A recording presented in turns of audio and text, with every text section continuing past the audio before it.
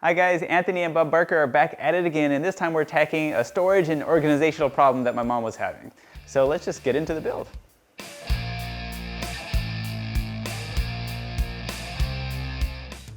So recently my mom picked up a new hobby.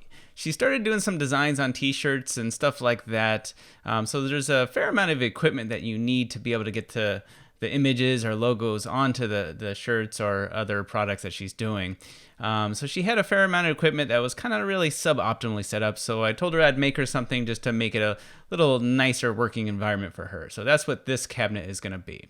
And like usual, we start off by breaking down our sheets of plywood. We're using 3/4 inch here for the sides of our cabinet boxes. And here we're putting in multiple dado grooves into this one because we're going to have some fixed shelving on it. And for the bottom one, I moved that up about a 1/2 inch from the very bottom. That way, when I put the face frame on there, it's going to sit flush with it later since this is going to be a freestanding cabinet. And we're doing this on 4 different sides because it's going to be a fairly long cabinet, and figured it was easier just to make it in 2 pieces. And actually my original plan was just to transport the 2 pieces over to her place and then put them all together and paint it. Although I ended up just putting it all together still like in my garage anyways. So after we got the dado grooves and all of the pieces, we just went ahead and got them to their final width. And now we can put the cabinet boxes together with the shelves. So just smear a whole bunch of glue in there, make sure we get these nice and flush on each side. And it's going to be important because this is going to be open shelving. So we're not putting a back piece or anything like that in this one. So each side is going to be exposed and visible. So we get all 3 of these in place, and then after that, my obligatory jump on my bench for no apparent reason, so I can put on the other side instead of doing this like, on the ground or something. I don't know why I always jump on my bench. I didn't really think this through very much, and those little extra pieces I left on there were kind of in the way, but eventually we kind of get everything out of the way, and we can get this nice and flat on the workbench so we can add some clamps there. Now, the width of each one of these cabinet boxes was just too big for all the clamps that I have. I really should get some pipe clamps just to make it a little bit easier for things like this, but just haven't done that yet. But either way, we made it work by just combining 2 clamps together on each side, and we did do 2 different cabinet boxes. So with that done, the next step here, we're just ripping down some more of the plywood, and we're going to be using this just for the supports within each one of the cabinets. So I usually rip it down to about 3 or 3.5 inches. There's really no rhyme or reason why I choose the different sizes on those ones. It's just whatever happens to look right at the time. And then we get them all cut down to size over at the miter station. And then once we have that done, I usually hook these together with just some pocket holes. So we put those in all of the support pieces, and then we can get back to the cabinets. And of course, as we're making all of these, we're making sure that we do the pieces for each cabinet at the same time, so we have the exact same width. It just makes things a lot easier to go. And here we just use the clamps again to hold these in place a little bit so it doesn't wander on me as we're putting the supports in.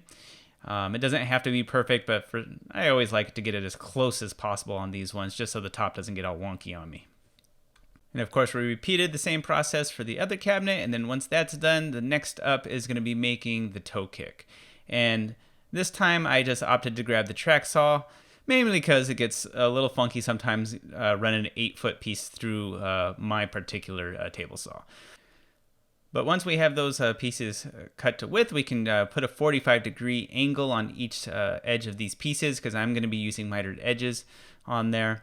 And then on the side pieces, I mark the center part, and then enough for 2 widths of that 3/4 inch plywood that I'm using, because I'm going to have to notch that out for the 2 cabinets to sit evenly on that, because there's a 1/2 inch lip that goes down there. So I decided just to use my crosscut sled and just a regular blade and just do multiple cuts on there instead of taking the time to put in my dado stack on this one. I figured because I'm only cutting 2 of these, it'd just be easier. Now to put these together, what I ended up doing is just using a bunch of wood glue and then a little bit of CA glue with the activator, and then I just put those together to kind of hold them in place temporarily, and the glue will hold it over time, but just to be safe, I just added a couple brad nails too on each one of these corners. Then of course we do come back later on and fill those holes in so you'll never see them. And then we just repeat that process all the way around until we have our rectangle toe kick here.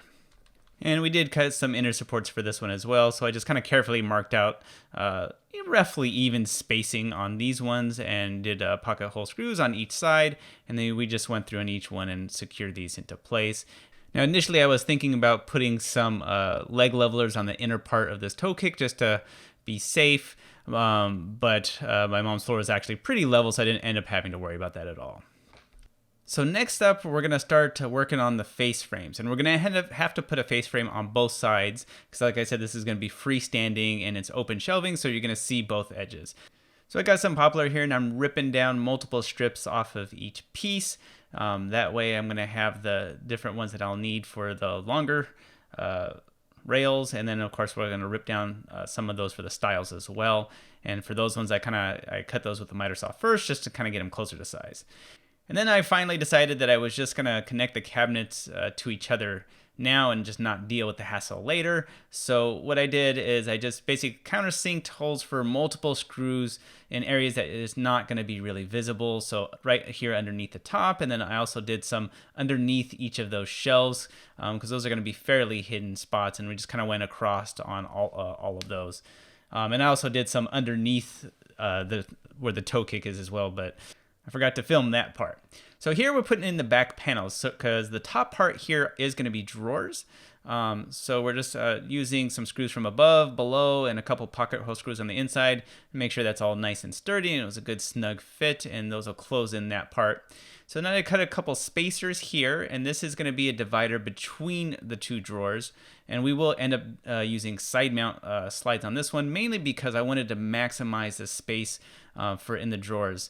I do prefer the undermount slides, but for when you use those ones, you do use a little bit of the height of the drawers. So that was the trade-off we just wasn't willing to make on this particular piece. So with all of that in place, now I just get my strips of the poplar here for the face frame, and I just clamp everything into place exactly where I want it and how it fits well on the cabinets themselves. Then I mark out the locations for when I'm going to be putting them together. It just makes it a little easier for me. Sometimes I'll use spacers to get it right, but other times there's just too many spacers to use since everything's different sizes. So marking them out, and then you can just do them individually one at a time. And what I usually try to do with the face frames is I try to make them slightly oversized, mainly because you're not always absolutely perfect on the squareness of either the cabinets or the face frame. So it just makes it a little bit easier just to be slightly bigger. That way you can just use a flush trim bit to get the sides right. And for the shelves, I just do it just a hair higher than where the plywood is on the shelf, and then you can flush trim that down as well. You don't want to go a little bit on the other direction because then you're just going to run into a whole bunch of problems if your plywood is higher than your face frame ends up being. So once we got those all done, we just go ahead and smear some glue with the cabinet on its side here, smack it down into place, and I did put marks on the bottom that I was checking right there, so it kind of helped me realign it to where I intended it to be in the first place. Then we go ahead and clamp it down, and since this is going to be painted, I went ahead and just put a whole bunch of brad nails just straight through the face frame into the plywood. And of course I do go back later and use some wood filler to hide all of those. And we're repeating the process on the back here, and you can see with those panels, it kind of gives a little bit of a kind of a shaker feel on those ones. And then next up on the list, I wanted to get the toe kick attached. So I just didn't even think about how I was going to attach it earlier, and then I realized, I probably should do some pocket holes on there too, just to make it a little easier. And this was a little warped, but I just used some spacers and kind of maneuvered it into place, and then the pocket holes held it exactly where it needs to be, so now it's all nice and level. But of course, the floors in my garage are anything but level, so I always have to put some extra wood or blocks or something to make this thing not get too wobbly. So as I'm flush trimming up these pieces, the supervisor stopped by to check on my work. And after a quick inspection, he felt like everything was up to his standards, so he gave me the go-ahead to keep on going. So next up here, I'm just using the flush trim bit on my router here just to kind of get those shelves perfectly flush with the face frame. And this doesn't get into a little bit of the corner there, but I just use a chisel just to clean that up, and then it's pretty much seamless after that. So of course we did have to do this multiple times because there's more than one shelf here and a couple of cabinets, but we got that done. And then next up, we're going for a very small round over on these edges. My mom wanted it to be a little bit more kind of blocky, so we just did a 1/16 round over, and it actually turned out pretty nice. So next up is figuring out how we're going to run the power to all of her equipment, and she just wanted a power strip just set on the back. I offered to inset it, but she didn't really feel like it was necessary and didn't want it, so whatever she wants is what she's going to get. We're going to put it here, and then we'll run the power inside through this hole, and like the ones that I was drilling out is going to go down and out near the toe kick to an outlet that's by where she's going to place this. Now I do go partially in one side and then you go through the other, and that way you're going to get clean edge on both ends of these holes, and then you're not going to have blowout or anything like that. And then of course we'll just use those grommets to cover up the holes and make it look nice. Then I intended to paint it, and this happened. Living in Southern California, I didn't really even think to check the weather, and so I had to pivot my plan since attempt number 1 failed for painting. So I figured instead of doing that, we'll just get started on making the drawers. So I just get all the pieces for my drawer box cut down, and then we're just running a couple passes through the table saw here to get the little dado grooves or the bottom pieces, and then we get our thinner plywood here for the actual bottoms. And for these ones, we're just going to put these on together with a little bit of glue, and then I'm just going to add a few brad nails. Usually I end up doing pocket holes, but with these ones, I just kind of felt like this was just faster, and it's going to be just as strong anyways. And of course, just like all the rest, I did go ahead and cover those brad nails. I see a lot of drawers that have just kind of the holes in the brad nails. They don't even bother because it's just a drawer, but it really bugs me just to kind of see like an open nail in the side. So I still fill those in before I finish it up. And then those drawers are actually going to be different than the other two much bigger drawers. For these ones are the ones that I really need to maximize the space for what she's going to be using them for. So I did thicker box material. I ended up using 3/4 inch for this ones, and I put a rabbet on the bottom of them. And then we get our 1/2 inch plywood here that I'm just kind of ripping down to size. And for this part, this is the bottom, so I just used a stop block and my miter saw to get this where it'll fit pretty snugly. And so for here, you can see this. There's the bottom piece and the sides, and these ones I did end up using pocket hole screws, and then we'll just go ahead and attach each side one at a time on them. And then you can see doing this style that does save a little bit of space as opposed to putting the dado like a 1/2 inch up like I normally do. So after we get that, then we're going to go ahead and flip these around, and then we can get the bottom pieces in. And the wood was a little warped for the sides, but that helped straighten it out with this piece. And then we could go ahead and just use some staples here all across that bottom, and that thing is never going to move. And then for the last drawer, we actually made this one shorter, and the reason being is this is actually more of just a platform for her laptop, but I figured since I'm making something, I might as well just make it big enough so you can have some storage for papers or anything underneath. And this is the piece that's going to be the top, so I'm just drilling out a hole with the Forstner bit just for a little bit of a finger pull that you'll see later. So after that's done, we're going to move on to making the top. And she really liked the project that I did for my wife with the white oak top on that one. But she didn't have a big preference on the wood grain. So instead of the riffs on, we ended up just going with these pieces because it had a little bit of the flowing character that she tends to like. So I used the track saw to cut all of the sides, and I flipped them on each one just in case I wasn't at a pure 90 degree with my track saw. And then I use the dados to put these together. Now, of course, the dados aren't necessary. You can just use culls throughout it. But when it gets this long, it kind of does help a bit just to keep that alignment right when you're putting these together. And I found I am just not at all fast enough with these longer pieces to be able to glue up the entire top because I'm going to be doing 4 pieces for this whole top. So what I do is I just glue 2 pieces together, and then I do the other 2 pieces together, and then I'll do the entire top. So basically just doing 2 pieces at a time each time. So here you can see like those are the 2 separate ones that I did, and now we're doing the final top together. The other thing is I just don't really have enough clamps that are long enough to do this wide of a glue up. So it just feels less stressful doing it that way for me. And just like we did with the top that we made for my wife's DJ station, we're going to be adding just kind of a book matched lip all around on this one just to make it a little bit thicker. Now this is 4/4 material, but it's already surfaced, so it's really closer to about 3/4 of an inch. So I wanted to add about another 1/2 inch to it. So I drew the outline underneath there and went out about 1.5 inches, and then I cut off all the extra all the way around it from there. And then after that, I was careful just to measure in about 3/4 of an inch or so, and then I cut off another strip, and that's going to be the strip for the book match. And I did make sure to leave just a little bit of space with this lip for any wood movement, on the front and back pieces. That way I won't run into that issue later. Now, I did say I only wanted to add about 1/2 inch of thickness to it, so I used the planer to get that a little thinner for the long pieces. For these short ones, I just used some two-sided tape to get these attached to the scrap piece, and then that cut off the extra. So here we're going to do the sides first, and we'll just smear some glue on the whole thing and just get a ton of clamps, get it in place, and just make sure we have good, even clamping pressure all the way around.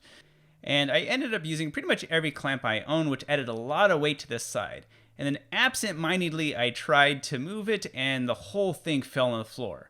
Unfortunately, I wasn't filming at the time, so I scrambled and replaced the clamps, and then had to have somebody else help me lift it back onto the workbench. But luckily, nothing was damaged too much, so I was able to salvage it, just a little extra sanding, and everything got in place. And then so we did each side, just being careful to make sure our grain pattern still lined up as we wanted it, and got that in place. Then we did a test fit on the top, and the supervisor was all over me with that little mishap to make sure I didn't mess it up again. So since the face frame does create a lip, we need to make a few extra pieces here. So when we put on our drawer slides, everything is going to go nice and flush with the face frame. And so I just used my planer to get those down to the widths that I needed. It ended up actually being kind of different on most of those. So we do some glue, wood glue, some CA glue, the activator, and I just used a scrap piece of plywood just to get those evenly spaced on each side of the openings for the drawers. And we did all 4 of those. And now that the top is fully dry, we can just cut off these little extra lips, and then you can see it makes the whole thing look pretty seamless. And so for the drawer fronts, I offered to make some shaker style because I thought it might go with the back, but my mom really wanted just a clean, flat look. Very similar to like how my wife did for her DJ station. So we just go ahead and cutting out all the 4 different drawer faces here. Now the 2 inside ones are the same size as each other, and the outside ones are also the same size, so it kind of mirrors each other. So with those cut out, we go ahead and just put the iron-on edge banding on all 4 edges of those, as well as this piece, which is the part that goes on top of the drawer. That's going to be the little platform for her laptop. And to finish off the drawer faces, we're just going to drill out the holes for the hardware, the pulls that we put on later. And then I decided to try to paint again. So this is attempt number 2. So I got everything set up. I start spraying, and I realized this is taking a long time for the paint to come out. And it took me a long time to figure out why the paint just wasn't coming out. Turns out my one-way valve was clogged with glue, and I just didn't notice it from the last time I used it. So I had to abort attempt number 2. Because I didn't have any spares with me. So I pivoted back to the top here, and we're putting that same 1/16 inch round over all over on this one. And we're doing both the top and the underside, and we can go ahead, sand it down, and apply the finish. And since she liked the color from the last project, and I had some extra of the Rubio, we're going to be doing the same thing. So this is just a 50-50 mix of the Rubio Bourbon and Smoke 5%. And then we just go ahead and smear all that in, rub it on, and then we'll go ahead and wipe off all the extra. And then I feel like this gives a pretty nice color. I'm really liking the color that this little combination produces. And then we're going to do some wipe-on poly for the drawers. And I just did a 60-40 mix of water and the polyurethane that I just got at my local box store. Did a few coats of that, and it gives a pretty nice finish. Now to attach the top, we're going to be using these figure of 8 braces again. So we get those ready with the Fortuner bit, and we can do try number 3 for painting. And luckily the third time was the charm there with the new valve. It sprayed on really nice. Now I'm trying this General Finishes black poly. I think I saw Sean Boyd use this, and I was really curious to give it a try. And I was actually really happy with how it came out. It sprayed on really smooth, and I didn't realize like how well it was going to show the grading pattern through it with this black poly. And after that dried, I went on to installing the hardware for the drawers. So for these slides, I just used that same spacer underneath, lined this up for about 1/8 of an inch back from the face frame, and then screwed those into place, and did that for all of the drawers. And then drilled in the holes for these figure 8 brackets, and screw those into place as well. And then we'll be doing the final top once we actually get it to location. And so for the back of this other drawer where her laptop's going to be sitting on, I just put some small piano type hinges on there, just so it kind of hinges up and makes it easier for her to access anything that she wants to store in that small compartment underneath it. Then we're on to installing the drawers, and to do this, I just put a small spacer, in this case it was just a piece of plywood underneath the drawers, and then we just lined up the slides on the sides of them and just screw them all into place. And then once we do that on each side, we can go ahead and remove that little spacer and then put it back in, and they all functioned pretty nicely. So then to put on the face frames, for the first one I used these little Rockler jig thingamabobbers. I don't remember what they're called, but just to kind of get it lined up, and then I sunk some screws into the back of it. Now, unfortunately, because these are all side by side, I couldn't use this on all of them. So for these ones, I ended up just using it on one side, get my spacing right, and then I used some two-sided tape on the other side to hold it in place. Then we kind of did the same process of pulling it out and just putting the screws to keep them permanently in place. And once we had all of these done, then we can switch over to drilling out the holes for the drawer pulls, which she did pick herself. And for these drawers, since I used 1/2-inch materials, the screws fit really nicely on them. Unfortunately, for the other drawers, the larger ones where I used the 3/4, it was a little too thick for the hardware that I had, and I didn't feel like waiting to get new ones, so I just used a Forstner bit and just a scrap piece of wood as a guide here, just to drill that down a little bit, so that way that the hardware that I had, the bolts would fit long enough to actually be able to hold these in place. So then my brother came over with his flatbed to help me transport this over to our mom's house, and he was nice enough to help me carry it in, as well as the top here, and we can finally start the final install. And you can kind of see the mess over there to the side with all of her stuff. So once I had it there, I just used the screws from underneath in those brackets to get this top piece finally secured. And then I can do the final install for the power, and there's the power strip there. So the wire goes inside, and then you can see it running down the back, which is kind of hidden by the lip there. And of course, don't pay attention to any of that dust. And there's the drawer for her laptop, and then the final piece. And overall, we're pretty happy with how it came out, and she's thrilled because now she can have all the workspace that she needs for her equipment. So that's going to be it for this build. We hope you guys enjoyed it. Stay tuned. We'll be coming out with more in a bit. We'll see you guys on the next one.